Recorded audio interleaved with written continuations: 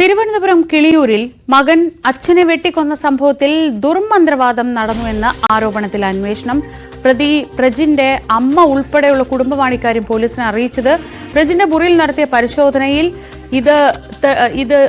ഇതിനെ തെളിയിക്കാൻ പറ്റുന്ന തരത്തിലുള്ള ആയുധങ്ങളും മുടിയും ബിംബങ്ങളും ഒക്കെ കണ്ടെത്തിയിരുന്നു. കഴിഞ്ഞ ബുധനാഴ്ചയായിരുന്നു അച്ഛൻ ജോസിനെ മകൻ പ്രജിൻ വെട്ടിക്കൊലപ്പെടുത്തിയത്.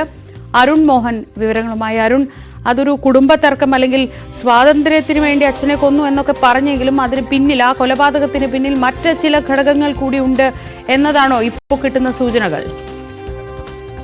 അങ്ങനെ തന്നെ നമുക്ക് വായിക്കാം. കാരണം ഈ ആദ്യം ഈ ഒരു വിവരം അറിയുന്നത് തനിക്ക് സ്വാതന്ത്ര്യം, അല്ലെങ്കിൽ തനിക്ക് ഒരുവിധ സ്വാതന്ത്ര്യം നൽകാതെ ഇട്ടിരിക്കുന്ന കൊണ്ട് തന്റെ അച്ഛനെ കൊലപ്പെടുത്തി എന്നുള്ള മൊഴിയോടുകൂടിയായിരുന്നു ഈ പറയുന്ന കൊല്ലപ്പെട്ട ജോസിന്റെ മകൻ പ്രജിൻ ജോസ് വെള്ളനട സ്റ്റേഷനിൽ കീഴടങ്ങുന്നത്. കൃത്യത്തിന് ശേഷം കഴിഞ്ഞ 5-ാം തീയതി രാത്രിയായിരുന്നു ഈ ഒരു സംഭവം.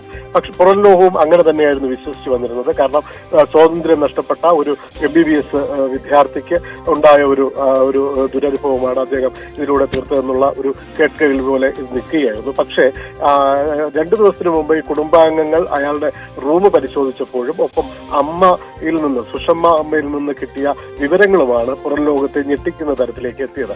അന്ന് പ്രാഥമിക പരിശോധനയിലൊക്കെ ഈ പറയുന്ന ഇയാളുടെ റൂം പരിശോധിച്ച് പോയതൊഴികെ ഇതിലേക്ക് പോയില്ല. പക്ഷെ കൂടുതൽ നോക്കിയപ്പോൾ ഈ പറയുന്ന ഇയാൾ കുറിച്ചു വെച്ചിരുന്ന ചില കുറിപ്പുകളും ഇയാളുടെ ചില ബന്ധങ്ങളിലേക്ക്, ചില ആഭിചാര കർമ്മ ബന്ധങ്ങളുള്ള ആൾക്കാരിലേക്ക് സൂചന നൽകുന്ന തരത്തിലുള്ള ചില രേഖകളൊക്കെ ഇവർക്ക് സംശയമുണർത്തി വീട്ടുകാർക്ക്. ഒപ്പം ചില ആയുധങ്ങളും ഒപ്പം ചില ബിംബങ്ങളും ഒക്കെ അവിടെ കാണാൻ കഴിഞ്ഞു.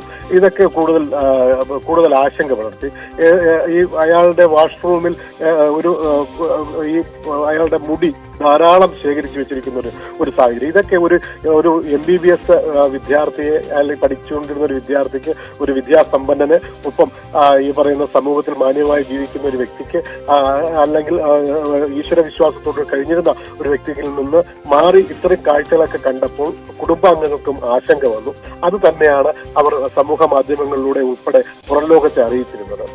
അത് കൂടുതൽ ആശങ്ക വന്നു. എന്തായാലും അതിനെ തുടർന്നാണ് നമുക്ക് മനസ്സിലാക്കാൻ കഴിഞ്ഞത് അമ്മയും അച്ഛനും പീഡനങ്ങൾക്ക് ഇരയായിരുന്നു. ഇയാളുടെ നിരന്തരമായ പീഡനങ്ങൾക്കും ഇയാളാണ് ഇവരെ അടിച്ചമർത്തി സ്വാതന്ത്ര്യം നൽകാതെ ഇട്ടിരുന്നത്. കാരണം പ്രജിൻ താമസിച്ചിരുന്ന 2ാമത്തെ നിലയിലേക്ക് അച്ഛനോ അമ്മയ്ക്കോ സഹോദരിക്കോ പ്രവേശനമില്ലായിരുന്നു.